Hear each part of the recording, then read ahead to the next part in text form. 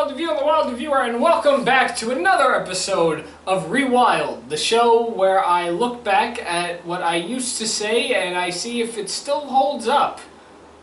Today we're in Looney Land. Wild like wild. In 1996, Warner Brothers released a movie called Space Jams. It was an animated sports film about Michael Jordan teaming up with the Looney Tunes to play in a basketball game that would determine the fate of the Looney Tunes, whether or not they would become slaves to aliens on an alien planet that has an amusement park, which later became a deal with Michael Jordan, who would eventually become a slave as well and be forced to lose every basketball game on this alien planet.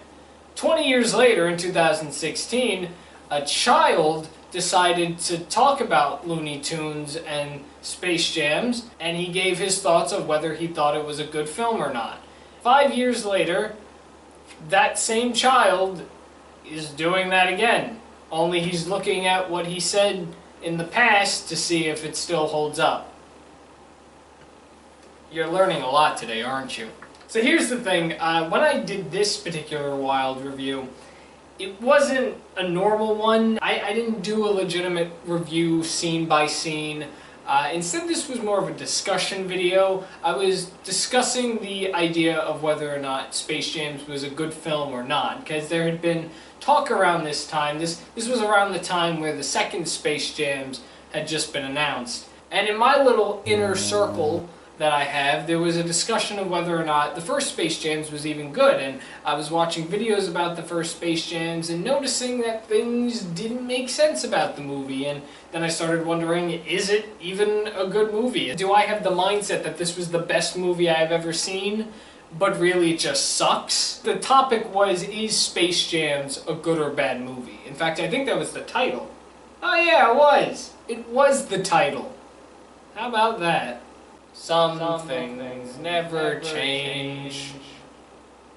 So that's today. This is what we're talking about today. We're going to look back and see if these opinions that I had even hold up. Do I still believe that Space Jams is a good or bad movie? I guess we should... Actually, let's jump ahead a bit.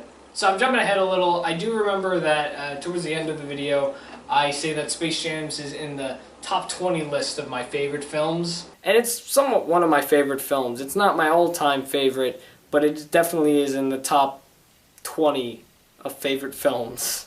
I don't know about that anymore. I'm not sure. We have to remember this is kind of before the MCU times, and some of the Marvel films that I have seen definitely have made their way onto that list of top 20. So I'm not entirely sure if it's in my top 20s list anymore, but I will say that the film is still good in my opinion. It's a weird concept, it's a funny concept, but you know what? It's definitely 90s, which I think is the argument a lot of people say, that this is definitely a 90s film. In fact, I want to say that Space Jams is probably one of the first movies that will pop into your head when you think of movies that came out in the 90s. I know it's one that pops into my head when I think of 90s films. I don't think I gave this one a rating, but if I had to give it back then, I would say it was probably an okay, leaning towards more of a good film. I think I stopped the ratings during this time of the Wild review, but with that said, let's get back on topic and let's see if what I had to say still holds up. How about that? If there's one movie to describe the 90s, it would be all of them. Because every film that came out in the 90s is pretty awesome. Though if I had to pick one of them, it would be Space Jams. If you don't know what Space Jams is because you've been living under a rock, it's a movie that stars all-star basketball player at the time, Michael Jordan, and the Looney Tunes. Yes, I said that right, the Looney Tunes. Michael Jordan is in a Looney Tune film. Shouldn't be that surprising now. The film is a huge success, and it's funny that people back... How about we lower the music, buddy? Why is the music so loud in this part of the video? That's what I'd like to know. What was going through my mind, thinking that the sound was good at this bit, the film and are massive fans of the film have absolutely no idea how this movie even became a thing. Whenever I edit my Wild reviews, I at least watch them 10 times. That's one of the reasons why I don't watch the Wild review videos after they go up online, because I've just seen them so many times. There's never been a reason for me to go back and watch it live on the internet or go back to it hours later and thoroughly watch it, because that's what editing is for. I edit it, watch it while I'm editing, obviously, and then I watch it all one more time before exporting it. So why I decided to export the video knowing that the music was so loud over my voice, I don't know. I've gotten better. Let's keep going. Let's keep going and listening to what I have to say. So for a whole bunch of people, including me when I was a younger child, found this movie to be amazing. It was the best thing that we had ever seen in our lives, very creative, and was the most amazing film ever to live. I will say this is true. I will say this is accurate. I thought this was the best thing that I had ever seen when I first saw it. I think I was in kindergarten when I first discovered this film. This was a film that, for some reason, my teacher just had with a bunch of other VHS tapes, and we watched it during recess one day because they would keep us inside, obviously, when it's raining. You don't want children playing outside when it's raining. You should remember that, everybody.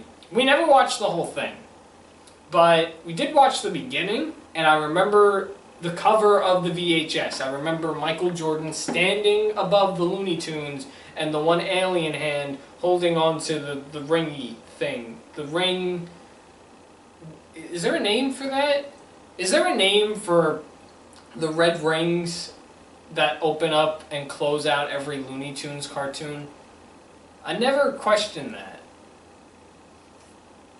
Well, either way, that's what I remembered. I do remember this was one of those films that I was actively on the search for. There are very few films and TV shows that I'm just so mentally obsessed with them that I have to search the internet and search everywhere. And you gotta remember, this was like early 2000s, so the internet back then was nothing like it is now, where you could just type in a word and everything that has that word in it will just come up and it'll be extremely easy for you to find. Back then it was a little difficult. If you really didn't know the title of something, it was going to be extremely hard for you to find it. So it took a while. It definitely took a while for me to really sit down and find it. And I don't remember how I was reintroduced to it or how it came back my way, but I do know at some point, about 10-ish years ago, I came across Space Jams again. And I watched it, and I did think it was pretty good. And then I started thinking about it. Let's take a look at that. After doing some research, it's come to my attention that people can either find this as a good film or a bad film. There are a lot of positives, but also a lot of negatives to why people would not like this film or they would love this film. I have mixed feelings now after years of watching this film, and that's what I want to discuss today. So let's go over the negatives of Space Jams. Why would Space Jams be a bad film? It's negative time. As I've gotten older, I've realized some things weren't right. Like the Looney Tunes in this film. They aren't exactly... what's the word? No, not that. No. Titans, you understand? Titans. Yeah. Oh, they're adorable. Oh yeah. Looney. They're not as loony as they are in the cartoons. So that's one problem with it. Yeah, why did the chair make that noise? I can vouch for that. The Looney Tunes are not super loony, like when it comes to the cartoons. But I will say, they are funny.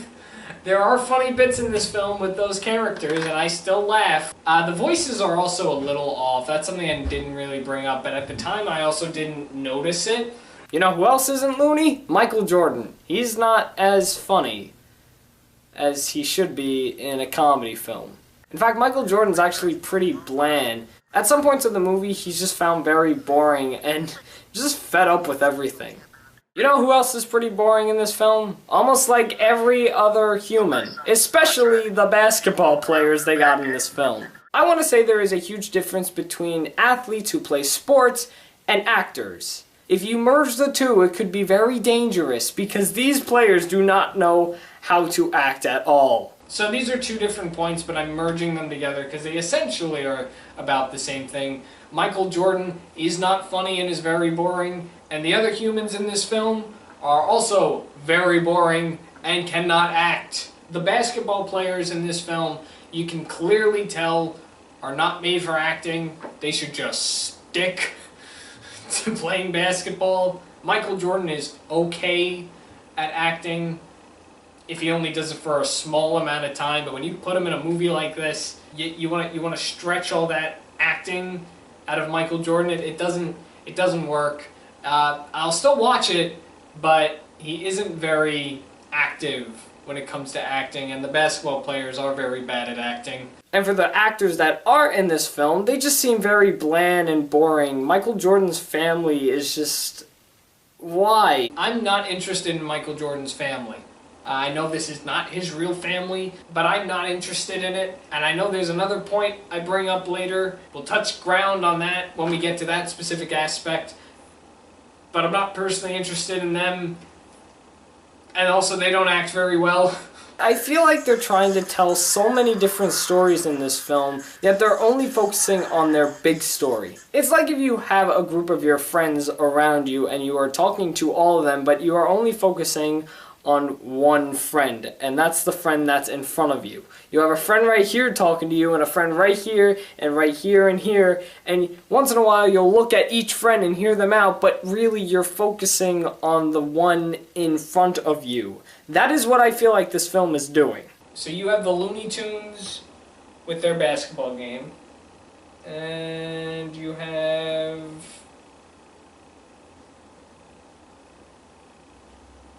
what other subplots?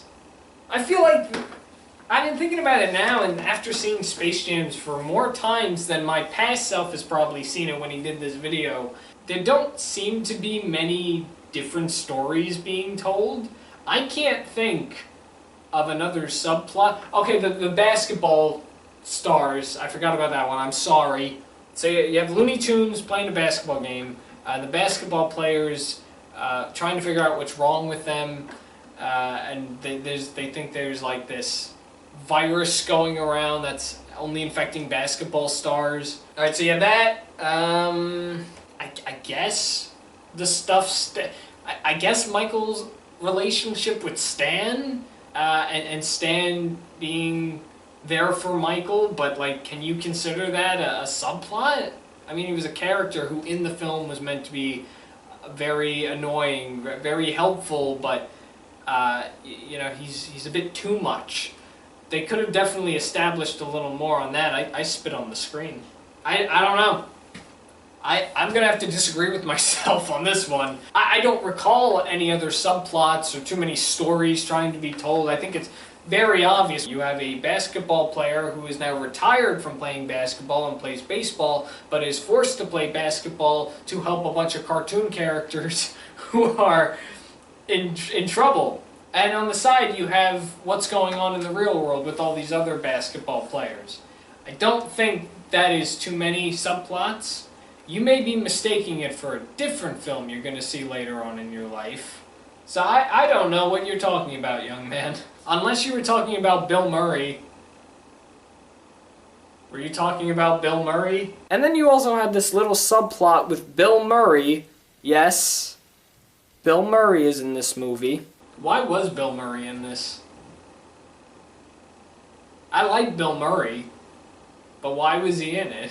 He just comes out of nowhere, and I get the joke. I think I missed it around the first time that I saw it, where he goes, "Oh, the producer's a friend of mine. I was able to catch a ride, and now I'm here." But why? Why did we need that? And now let me get to my biggest problem with Space Jams. I didn't realize this until I saw it recently, but it just really bugs me. Does nobody care that cartoons live in the same universe as humans? Is that really not a big concern? Is there not even a concern that there are aliens? There is a big alien spaceship that flies over Michael Jordan's baseball game, and the biggest news story that day is that some of the world's greatest NBA players can't play basketball anymore. We're gonna totally ignore the fact that an alien spaceship just flew right by a baseball field. What? Yeah, I agree with that still. Do people just not care that this is a real thing? I mean, to be fair, they don't really know that cartoon characters are real, but they kind of know aliens are real. I still stick with this argument. You're telling me nobody got concerned when something flew over the baseball field that was clearly a spaceship? There were people in that parking lot when it went into the ground. Nobody bothered to question it or look into it? But going back to the Looney Tunes side, I mean, like, they do somewhat exist in the same universe as we do. They live underneath the ground for some reason. They don't live in another dimension. They don't live in an alternate universe. They live under the surface of Earth. And it is kind of weird thinking about it now that cartoon characters do live alongside humans, but underground. I don't know why underground. I don't personally get that. Aliens are real? Nah, we'll just push it off to the side. And how come nobody noticed the thing in the basketball court either? I mean, clearly you can see a magic pink snake-like thing go inside one of the players. I mean, God forbid, was nobody watching the court during the basketball game when that happened? You're gonna tell me nobody saw that? I mean, Homer Simpson and Raymond's wife, they definitely saw something fishy go on next to them. And then for some strange reason, I have a feeling that Michael Jordan's son has a subplot in this film, though it's not really shown or said to be true in any way. So, from what I can gather with Michael's son, he plays Little League Baseball and isn't very good at it, and then when we see him again, he's interacting with Bugs Bunny and Daffy, and then he's shown again at the last moment of the film, and I don't know, the way that he gives his dad a thumbs up when he enters the field, it just looks like that, yeah, you helped me through it, Dad, thanks, you're gonna do great in life. It just looks like there's another story being layered on top of a humongous story. I merged these two together as well because they kind of have something to do with each other, and this is what I've been pushing off to the end. Remember all that stuff I was saying, we'll touch grounds on this topic again? Let's rewatch that when I say it. And I know there's another point I bring up later. We'll touch ground on that when we get to that specific aspect. Michael Jordan's son, or at least his son in the movie, feels like a very important character, but he's not.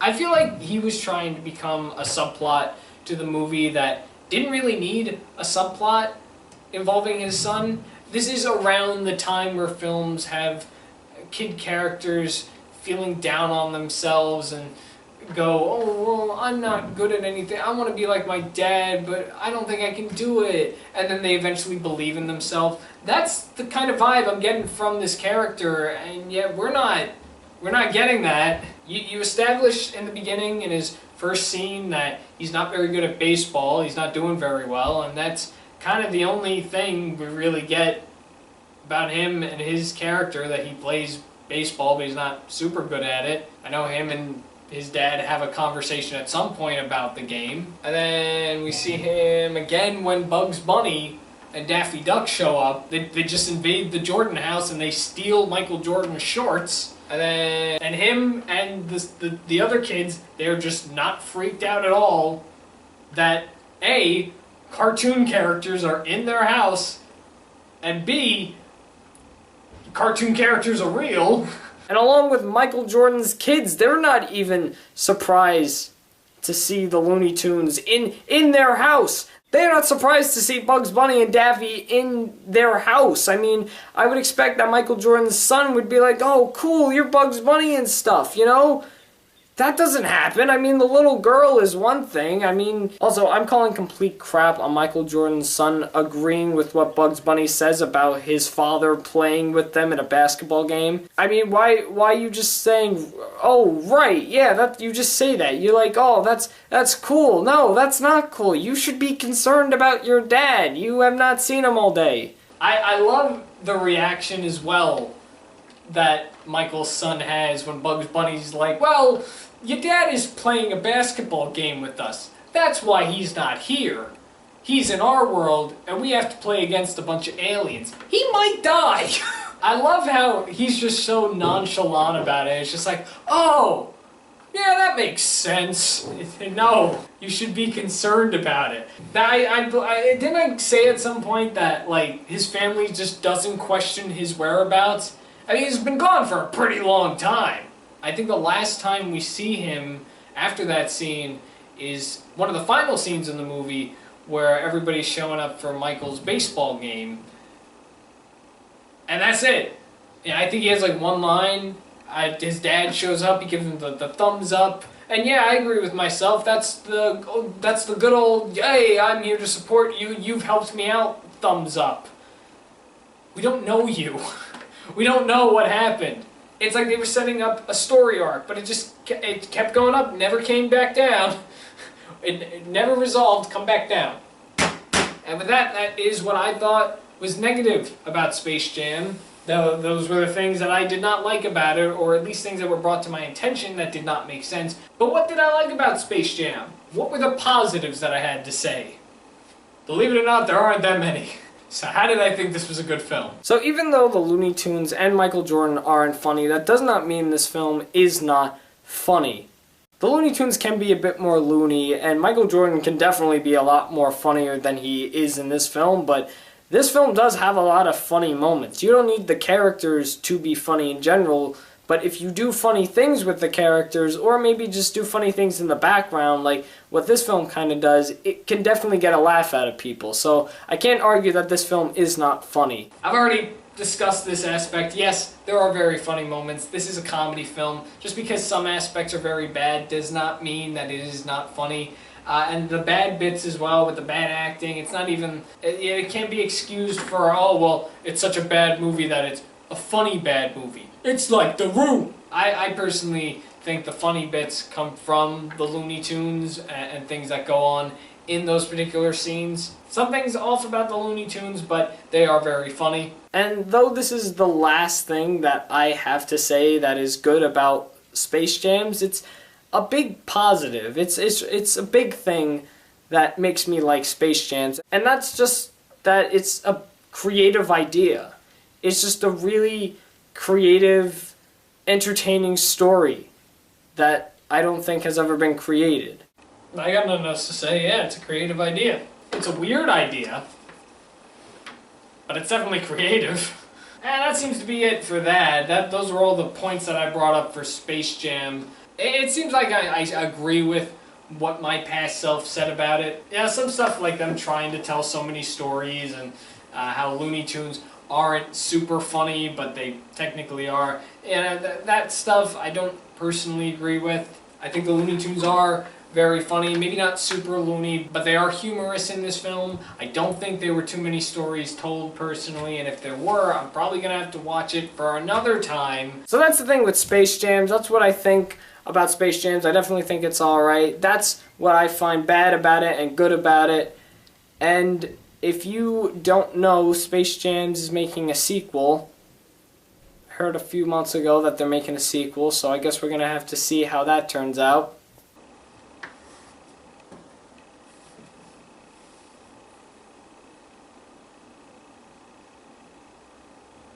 Oh, will you be mildly disappointed, my friend? Space Jam 2!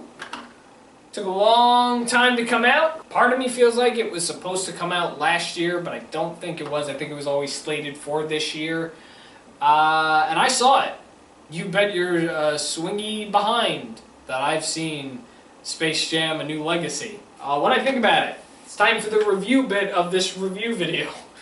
Space Jam's 2, or as it's known, Space Jam: A New Legacy. I feel like that this Space Jam was doing what the first Space Jam did, and that was tell two different stories, one taking place in the animated world, and the other one taking place in the real world. And Space Jam, A New Legacy, you have LeBron James as the main basketball star, and he has a meeting with Warner Brothers, and they want to do some like digital prototype thing with him.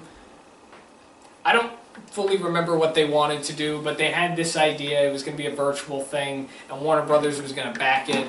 LeBron James didn't want to do it. And we have Don Cheadle. He's playing a character named Algorithm, which is a fun play on the word algorithm. He's the computer-generated villain in the film, and he challenges LeBron James to a basketball game because he's not happy that LeBron James isn't saying yes to him. And in this film, there is a subplot with LeBron James' son, which is interesting because the first movie, we thought we were getting a subplot with Michael Jordan's son, but that never happened. This time we actually have a subplot with LeBron James' son, who is not really his son. I need to make that very clear. They are not related. His son wants to go to a video game developing camp, but LeBron James wants him to go to a basketball camp because basketball. His son tags along with him to Warner Brothers Studios, and he ends up getting sucked into the Matrix hard drive thing, the big ball-ish computer thing, and LeBron James goes after him. And his son, who's named Dom, he gets kidnapped by Algorithm, and essentially LeBron James has to win this basketball game if he ever wants to get out and save his son. If not, then he is Algorithm's puppet. Al then sends him off to the distant land of Looney Tune Land, which he refers to as the Rejects. And that's where the movie essentially takes fold. The Looney Tunes... Actually, no, there is a Looney Tunes subplot also in this. I forgot about that. Bugs Bunny is the only Looney Tune left, and he uses LeBron James' search to collect people for his basketball team so he can collect his old friends and get them back, because Algorithm separated all the Looney Tunes, put them in different places, and made their lives better. And they were sent off into different Warner Brother properties, which was actually really cool to see. So this was all just a tactic for Bugs to get his friends back. And so that's 3 stories that were going on in this film. And you know the whole deal. They practice for the basketball game. LeBron James gets frustrated because they're not doing what he wants to do. It's one of those films where you should just be your own self. And then majority of the film is the basketball game. How was it, you asked? Not good. But it was fun to watch. So the reviews, people have heard about it. They are very accurate. I gotta be honest, I was very excited when I saw the trailer, and I think I was mostly excited because of the basketball game. There were a lot of background characters and different Warner Brother properties that were gonna be in it. I'm not a Warner Brothers super fan. I haven't even seen every Warner Brothers film, but I will say I love the fact they've incorporated other Warner Brother properties into a film that involves extra characters in the background. Even though they weren't saying anything, there's just something really cool of seeing the Animaniacs on top of the ship, and Harry Potter characters flying around, and the Mask, and the Joker, and I thought it was pretty cool. What about this film has to do with space, you ask? I don't know. What I really liked about the film were the animated bits. Anything the Looney Tunes were in, I will admit, I really enjoyed. Anything that was live action with LeBron James and his family, I did not like that. I felt like we were watching 2 different films. I felt like we were watching one film which was trying to reach out to the current generation of people with references to pop culture and online memes and a bunch of stupid stuff nobody wants to watch in films because they're very cringy to watch. And then we had something very original, ironically enough, that dealt with the Looney Tunes and actual funny moments of the Looney Tunes. And Rick and Morty were in the movie. Why? I don't know, but it was cool to see them for a little bit. Overall, I did think the Space Jam's New Legacy was okay, but it is in no way a good film. It had hype, but I think the hype died a little when I actually saw the film and saw what was happening. It's okay if I never see it again. Good news, everybody. Despite my review on it, which was not very positive, and IMDb's rating of a 4.4 out of 10, we should all get excited for the next Space Jam film, which will most likely have nothing to do with Space Jam, unlike the first movie, because there is a third movie being made, which will probably take another 20 years to make. This one apparently will have Dwayne Johnson, The Rock, in the movie, and it will focus on wrestling, which I guess fits. 2 films about basketball, 1 film about wrestling. Sure, that could work out. Actually, it may work, and it may fit very well, because I recall hearing something on how original ideas for Space Jam sequels included ideas involving the Looney Tunes tackling different sports with different sports icons. I think one of them was about skateboarding, and they were going to have Tony Hawk in it. And Tony Hawk was very on board for the project. On board for the project. But it just never happened. Much like a lot of things in Hollywood, it just kind of gets pushed to the side. So there that is. There's my take on Space Jam's A New Legacy, and that is also my take on what I've said about Space Jam's being a good or bad movie. What do I think now? I think it's an alright film. Definitely not in my top 20 list, but no doubt is a very enjoyable film to watch. Very confusing, but very fun. And I enjoy watching it, and you should too. Listen to me. That's going to do it for this episode of Rewild. Let me know what you thought of this particular review. Let me know what you thought about Space Jam: A New Legacy. Do you agree with anything that I said in this video? Did you agree with anything I said in my previous video? Let me know in the comments below, and also let me know what other Wild review videos you'd like me to take a look at for future Rewilds. I got a few lined up, but I'm just curious to know if you're interested in hearing my opinions on other things I've talked about. That's it for me today. That's it for Rewild. Thanks for watching The Wild Review. I'm The Wild Reviewer, and you just saw me review a thing. Wild like wild.